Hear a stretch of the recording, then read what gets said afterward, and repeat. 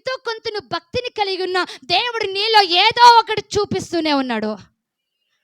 ఏదో ఒకటి చూపిస్తూనే ఉన్నాడు నీలో. దేవుడు అంటాడు కదా ప్రకటన గ్రంథంలో, నీ మీద నింద ఒకటి నేను మోపవలసి ఉన్నది. ఏదో ఒకటి దేవుడు నీలో చూస్తూనే ఉన్నాడు.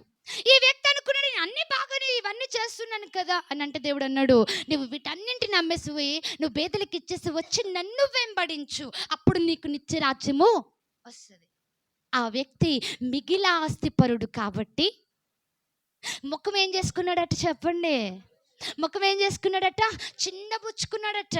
ముఖం చిన్నబుచ్చుకుని వ్యసన పడ్డాడట, దుఃఖపడ్డాడట.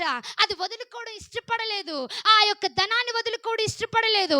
ఆ ధనాన్ని విసర్జించడానికి ఇష్టపడలేదు. ఆ ధనాన్ని పేదలకు ఇవ్వడానికి ఇష్టపడలేదు. ఏం చేశాడో తెలుసా? వెనకన్నా వెళ్ళిపోయాడు, కానీ దేవుని వెంబడించడం కుదరలేదు ఆయనకి. ఈరోజు చాలా మంది ఇలానే ఉన్నారు.